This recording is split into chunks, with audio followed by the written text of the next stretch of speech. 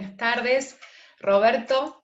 Roberto Lapid nos acompaña hoy. Él es arquitecto, artista plástico y escritor porque encontró una pasión, ¿no, Roberto?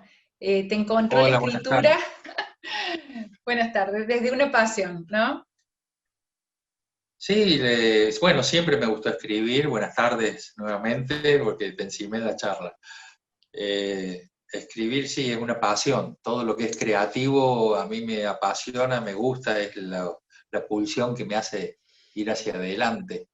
Y cuando algo te apasiona, no existe el tiempo ni barreras y te zambullís en eso.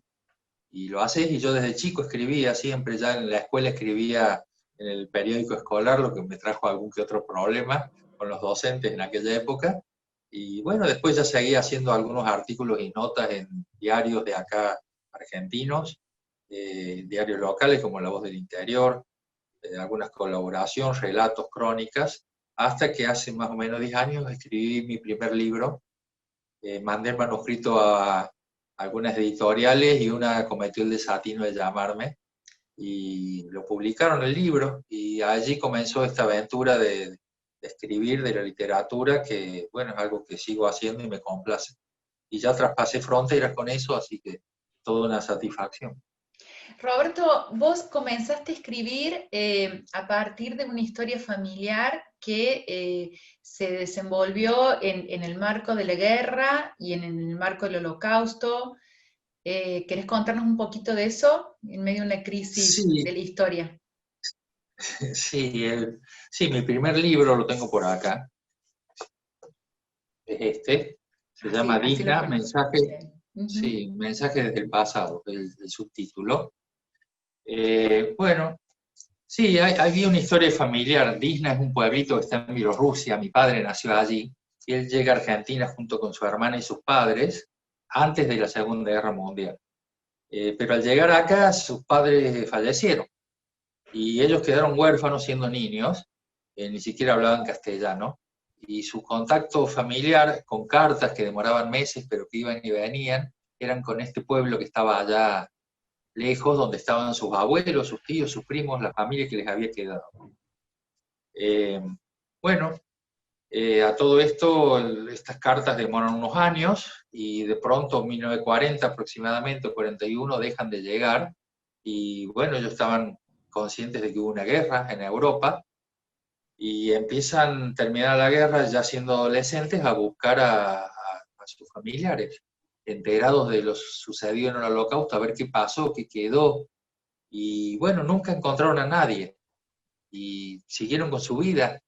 Y el tema, estos temas, los relatos de tanto de mi padre como de su hermana, mi tía, en la mesa familiar al respecto de Disna, eran muy comentados en la mesa familiar, en nuestras reuniones, porque era una parte muy feliz de su infancia que ellos relataban y muy extraña para nosotros, ¿no? De un mundo tan distinto, tan lejano, y este pueblito había quedado allá en la Unión Soviética, detrás de lo que llamaban la cortina de hierro, y a ellos les era imposible acceder, saber. Y bueno, pasaron los años y en el año 90, 1990, yo recibo una carta desde Canadá de una persona que contiene adentro una fotocopia de una foto antigua y me pregunta si yo los conozco a las personas que están en la foto.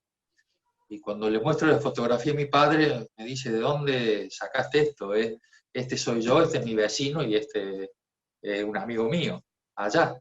Y bueno, esta persona era una joven que tenía el hobby de la genealogía, y ella investigaba sobre la familia y a partir de allí nos enganchamos en una historia familiar de investigación. En esa época no había internet, estuvimos 10 años y fuimos encontrando y conociendo y pudimos saber qué es lo que pasó en Disney en ese momento.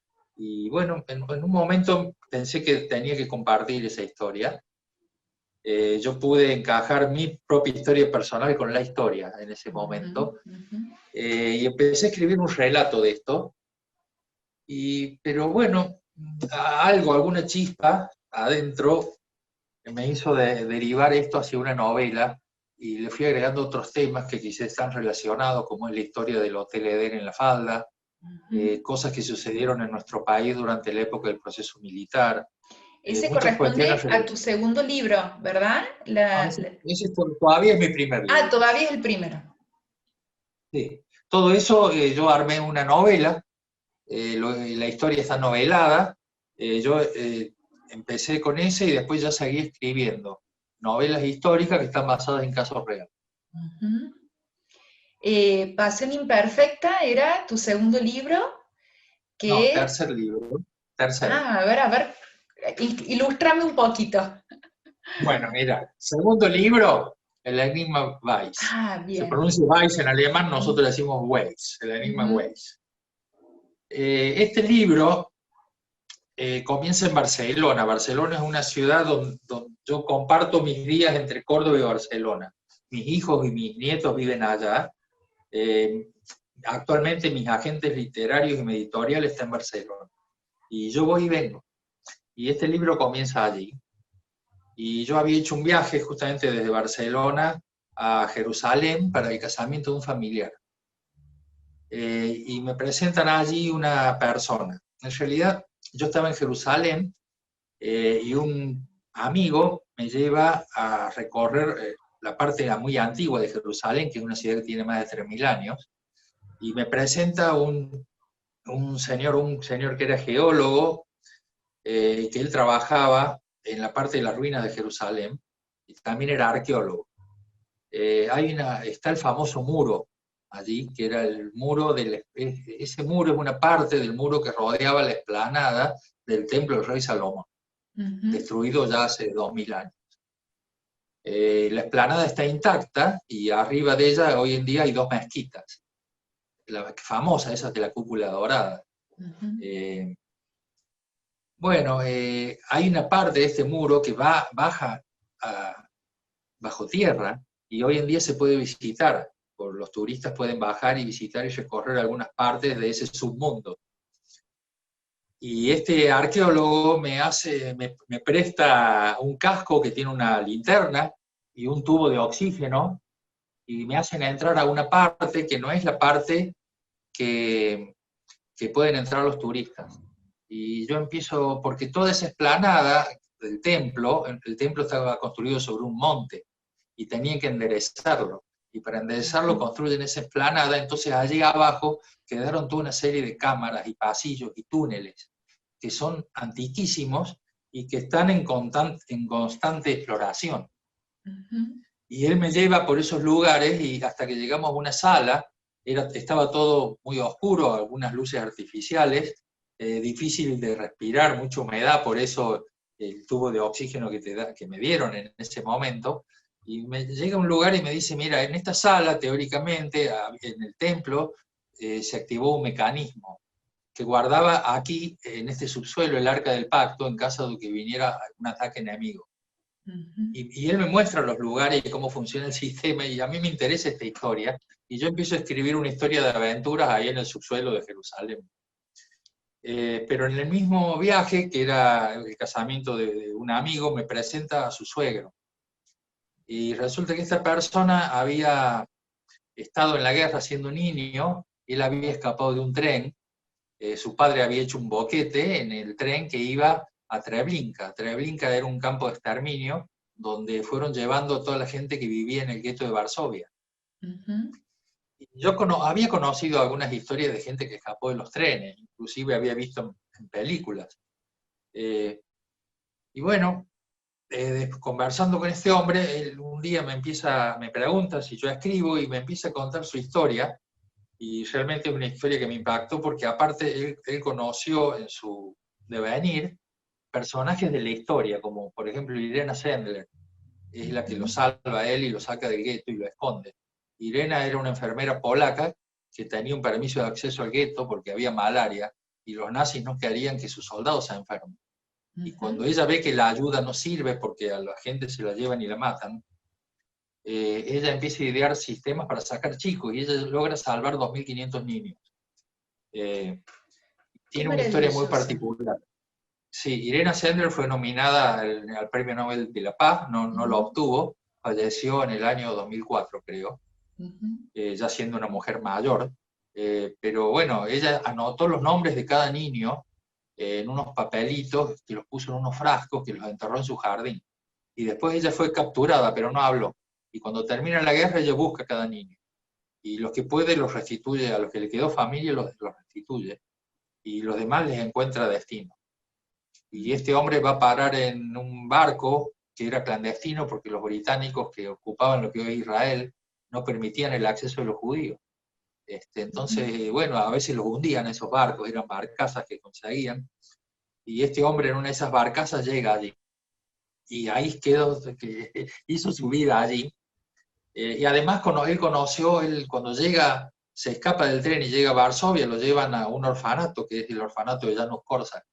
Y Janusz Korczak, todavía está el orfanato en Varsovia, porque era un médico muy conocido en Varsovia que escribió muchos tratados de educación para niños, que todavía hoy se usan y se aplican, y tiene una historia muy particular, Janusz, que no voy a ampliar ahora porque no nos va a dar el tiempo. Pero bueno, el devenir de este hombre a mí me interesó mucho, entonces yo armé una novela mezclando todos esos temas, la aventura en el subsuelo de la ciudad antigua de Jerusalén con la historia de este hombre, que en el libro se llama Isaac Weiss. Ese, y bueno, ese es el nombre que lleva en la novela. Sí. Bien. Yo siempre en las novelas, al final, yo pongo la bibliografía, pongo esto que son notas del autor, donde yo digo quiénes tienen en el libro, porque hay muchos personajes que son de fantasía, pero la mayoría no. Son personajes verdaderos de la historia o personas que yo conocí. También pongo mucha documentación, porque estos libros requieren de una investigación amplia para poder ser fiel a la historia. A mí me gusta ser muy fiel a la historia y a los sucesos. No, soy muy lector, pero no me gusta cuando leo un libro donde veo que se deforma la historia, o se transforma, o se cambian hechos, para adaptarlos a la fantasía del escritor. Y a lo mejor está bueno cuando se aclara eso.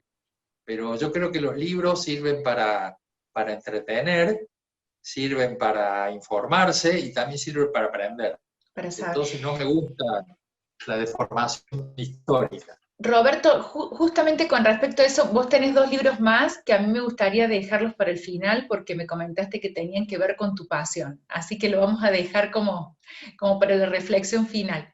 Pero con respecto a eso, vos me habías comentado que en tus procesos de investigación y de conversación estuviste justamente en contacto con personas que habían pasado la experiencia del Holocausto y que si bien ellas habían planteado que estaban vivas por una cuestión de suerte, pero había algo más que las mantenía vivas.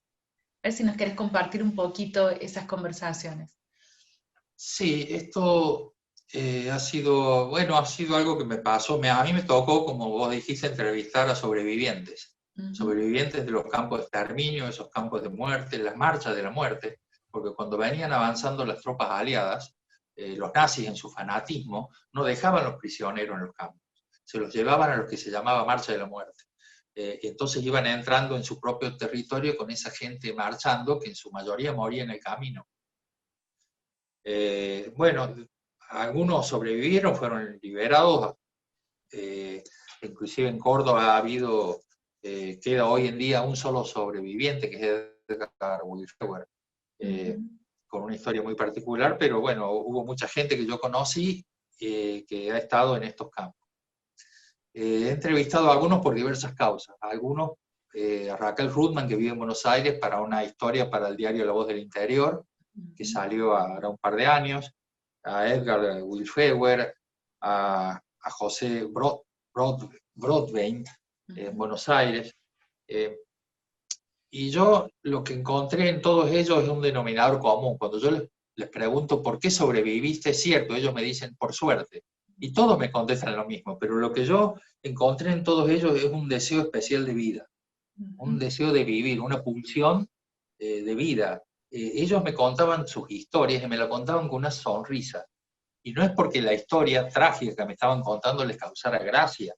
Ellos me los contaban con una sonrisa porque ellos se sentían ganadores, ellos se sentían que ellos sobrevivieron y vencieron a los nazis. Ellos sintieron que ellos sobrevivieron y pudieron hacer su vida, y pudieron formar familia, y pudieron tener hijos, y eso les traía felicidad. Y ellos tenían esa sonrisa dibujada, y me contaban algunas cosas, anécdotas que a mí me parecían terribles, y ellos mantenían ese talante, esa manera de decirte las cosas, esas ganas de vivir, que son a veces difíciles de encontrar en muchas personas. Y yo creo que sin eso, que yo encontré en cada uno de ellos, he entrevistado bastantes sobrevivientes de esas situaciones trágicas, y yo creo que sin eso, más allá de la suerte, les hubiera sido imposible salir de ese infierno. Así Bueno, que bueno, nombraste eso es, recién, es un, sí. No, digo, Edgar vive en Córdoba, es un sobreviviente, ¿no es sí, cierto?, que vive en Córdoba. Yo me acuerdo haberlo escuchado a Edgar, que cuando él da sus charlas, él comenta que en aquellos momentos en donde se podría haber dejado morir, ¿no? Más allá de que la bala que tenía que salir no salió, pero él podría haber dejado de comer, por decir, y se podría haber dejado morir, como él describió que muchos de las personas que estaban con él lo habían hecho. Y cuando uno le preguntaba a Edgar qué era lo que te hacía llevar la cuchara a la boca, digamos, él planteaba esto, que él tenía un sueño. Su sueño era ser ingeniero como su papá. Y de hecho salió del Holocausto y lo primero que hizo fue terminar el secundario y después estudiar ingeniería, y creo que vos me habías contado que terminó siendo compañero de tu papá también de trabajo, ¿no? Acá en Córdoba. Decir que ese deseo de vida tenía que ver con un propósito, que desde el psicoanálisis lo podemos nombrar desde un deseo, ¿no? Un deseo que es ese latir más auténtico, más íntimo, de la conciencia más íntima sobre lo que a cada uno nos hace latir en la vida. Y pensaba mientras vos hablabas que allá por 1930 Einstein, muy preocupado por todo lo que estaba pasando en la humanidad, le escribe una carta a Freud, preguntando sobre el porqué de la guerra, con la intención de si, bueno, estos intelectuales de la época podían, no hacer algo, pero podían, bueno, aportar desde sus reflexiones algo con respecto a la guerra. Evidentemente no pudieron aportar mucho, porque después vino la segunda, ¿no? Y justamente fue lo que Freud le dijo en la respuesta a la carta, ¿no? De que así como existe la pulsión de vida en el ser humano, existe también la pulsión de muerte, que es la pulsión de destrucción, y que eso coexiste en cada uno de nosotros y coexiste en la humanidad. Y al final de la carta Freud le dice, pero bueno, las posibilidades que tiene la humanidad de no destruirse a sí misma es a través de la cultura. Y la cultura es lazo, ¿no? Es decir, la cultura no es otra cosa que el lazo con el otro, no es otra cosa que aquello que se construye en el lazo con el otro a través del lenguaje y a través de los símbolos y a través, por supuesto, de todo lo que desde allí se genera en cuanto, podríamos decir, a amor y también a odio, pero lo que puede contrarrestar a la pulsión de destrucción es esa pulsión de vida que me hace enlazarme con el otro y que el lazo con el otro me devuelve en vida también. Y pensaba Freud también, no puntualmente en esa carta, pero él sí plantea que hay tres fuentes de angustia para el ser humano. Una es la supremacía de la naturaleza, y que lo podemos ver hoy con esta pandemia, ¿no? Es decir, la naturaleza desde los incendios a las catástrofes climáticas, bueno, poder captar esa supremacía de la naturaleza en donde somos pequeños y vulnerables, eso es una fuente de angustia, y hoy es la fuente de angustia de la mayoría de las personas. Otra fuente de angustia es justamente captar esta vulnerabilidad, es decir, captar que somos, bueno, finitos, ¿no? Que en algún punto nuestra humanidad no es superpoderosa. Y otra fuente de angustia es el malentendido con el otro, es decir, ese intercambio con el otro que siempre está teñido de un malentendido que genera, por supuesto, también la agresividad y la violencia. Entonces pensaba que en esta situación de pandemia que estamos viviendo, con las diferencias de los casos, por supuesto, que vos has entrevistado, pero es una situación de crisis también, conversando con muchos adolescentes, con algunos jóvenes que les ha dado por encerrarse más en la pieza, que les ha dado por desmotivarse con respecto al estudio, por desmotivarse con respecto a los lazos con los otros, tal vez esto que vos planteabas recién, lo que hizo que aquellas personas vivieran, que tenía que ver con una pulsión de vida, que tenía que ver con un deseo con un propósito, con una pasión, tal vez hoy sea también una buena soga de donde aferrarse, ¿no? Yo creo que sí. Yo creo que en ellos tenían esa pasión y esos deseos, como vos describís de Edgar que quería ser ingeniero, pero también quizás había algo que venga de fábrica. Yo no soy filósofo ni psicólogo, pero yo les he encontrado en ellos un humor especial y eso hay que tenerlo. Ujú. Hay que educarlo, hay que formarlo. Viene. Viene a veces con el ser humano y a veces no. Ujú. Pero sí, yo creo que un propósito, una pasión, en momentos como este, que es un momento bastante difícil para toda la humanidad y para todos nosotros, hemos estado bastante encerrados, los que nos gusta mucho la vida social y las actividades en sociedad, nos hemos visto muy limitados y nos seguimos viendo limitados. Todos se quejan, vos hoy prendés un noticiero y es todo queja tras queja, la gente que reclama, déjenme trabajar, y todos tienen razón, entonces es muy difícil encontrar este equilibrio entre la salud de un lado y la salud del otro, porque el estar encerrado y el no trabajar también produce enfermedades, ¿no? Ujú. Pero yo creo que en esta situación hay que tratar de resistir, y la mejor resistencia es esa, eso que vos mencionaste, tener un propósito, tener un objetivo, armarse de estos elementos, al que le gusta escribir que escriba, al que le gusta pintar que pinte, el que le gusta ver películas que mire, pero hay que hacer algo, o sea, los tiempos que hemos tenido que quedarnos en el encierro, que fue bastante tiempo el encierro absoluto, hoy es un encierro limitado, digamos, relativo, pero sigue siendo, pero esos tiempos de quedarse encerrados absolutos, había muchas personas que en desesperación no sabían qué hacer, porque estaban fuera de su rutina, de sus objetivos justamente, de sus trabajos diarios, y bueno, eso trajo muchos inconvenientes a cada uno. Yo creo que esto de tener pasiones y de sentirlas y de llevarlas adelante ayuda. Vos hablaste esto de Einstein y Freud, Ujú. y sí, todos llevamos, para simplificarlo un poco, todos llevamos adentro el bien y el mal y podemos intentar elegir qué es lo que queremos priorizar. El mundo es difícil y destruir es mucho más fácil que construir, pero vos hiciste referencia a la cultura como un modo de salir adelante. Y esto que estamos haciendo quizás sea cultura, y el ponerse a escribir o a pintar es cultura, y son todas pasiones que forman al ser humano, y debe ser muy fuerte, porque destruir es fácil, construir es difícil, pero todavía, por lo menos hasta ahora, la destrucción no le ganó a la construcción, el mal todavía no le gana al bien, creo yo. Hay mucho mal en muchas partes del mundo, hay muchos holocaustos que se Ujú. siguen repitiendo hasta el día de hoy. Y bueno, un poco también lo que cada uno intenta poner su granito de arena. Yo lo siento así, siento que a través de mis libros también intento dejar algo. Yo no he, estos dos primeros libros han tenido que ver con estas historias del holocausto, porque es algo que a mi familia le ha tocado de cerca y era parte de mi historia y yo quería saber, pero yo no cuento esta historia ni para victimizarme ni, ni nada por el estilo. Yo creo que la historia sirve y debe servir para no caer de nuevo en errores. La humanidad es difícil de aprender, eh, y Con estas historias se eso, repiten hoy, o no hay que dejar de sembrar valores. eso. Vos me habías contado que, sobre todo el último libro, ese sí se conectaba con tu pasión. Se conecta un poco más con otro tipo de pasión. Ujú. A mí esto de la literatura me ha despertado algunas pasiones. A ver, en mi caso, porque cada caso es diferente, hay escritores que se sienten y pasan horas escribiendo en un cuaderno, en la computadora, donde pueden. En mi caso es distinto, es como que la literatura tiene varias partes para mí. Una parte es cuando un tema me interesa, es la investigación. Yo cuando empiezo a investigar y averiguar es algo que a mí me apasiona, me deslumbra.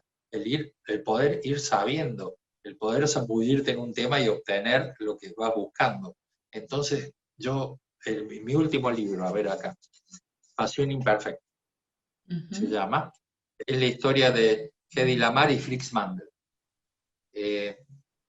dos personajes muy fuertes. Y yo llego a esto porque voy a la Feria del Libro de la Cumbre a presentar un libro y ahí está el Castillo Mandel. Y me empiezan a contar una historia de Mandel que no me cierra, pero bueno, yo termino investigando de él, encuentro testigos, gente que lo conoció. Él se casó con Hedy Lamarr, que era una actriz de Hollywood, que además inventó el Wi-Fi, y ella era una persona muy especial y él también. Y bueno, dos personajes fuertes, digo, bueno, acá hay toda una historia. Y yo termino entrevistando a los familiares de ellos, porque ellos ya fallecieron, pero están sus hijos. Y encuentro los diarios de la época, accedo a archivos de los servicios de inteligencia de distintos países que después de muchos años quedan liberados.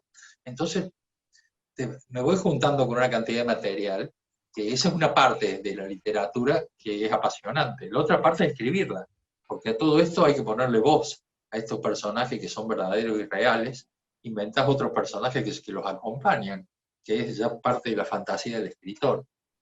Escribirla, pulirla, corregir la novela es otra parte. Y otra parte muy linda es el andar que tiene. La literatura a mí me ha llevado a lugares y a personajes increíbles que yo jamás me hubiera imaginado. Al que le gusta escribir, yo recomiendo que lo haga. Porque una vez que tu libro salió a la luz, que ya no es más tuyo, es una historia entre el escritor y el lector, y te lleva a ferias del libro, a encuentros con grupos de lectores, a entrevistas, actividades como esta que estamos haciendo vos y yo, que son sumamente enriquecedoras y que es un devenir y un andar muy interesante y muy importante. Y bueno, de eso se trata un poco la literatura y me gusta hacerlo y bueno, además para mí tiene otros condimentos extras. Roberto, muchas gracias. Te agradezco muchísimo por el mensaje también que tiene que ver con poder traer un poco de luz a este periodo también de tanta crisis y que genera tanta angustia y que tiene que ver con esto, ¿no? Con poderse conectar con aquello que tenemos más de vida en la vida de cada uno y poder apostar a eso. No, yo te agradezco a vos por esta posibilidad, esta charla tan interesante, por dejarme compartir un poco de lo que a mí me apasiona y me gusta hacer. Me alegra saber que te ha interesado a vos y espero que la gente que pueda ver este video también le guste. Te felicito por tu tarea y por tu trabajo, porque he visto algunas de los trabajos que estás haciendo y me encantó verlos, así que el agradecido soy yo. Tengas buenas tardes. Cariño, Bueno, Roberto. Gracias. que esté todo muy bien. Gracias a vos.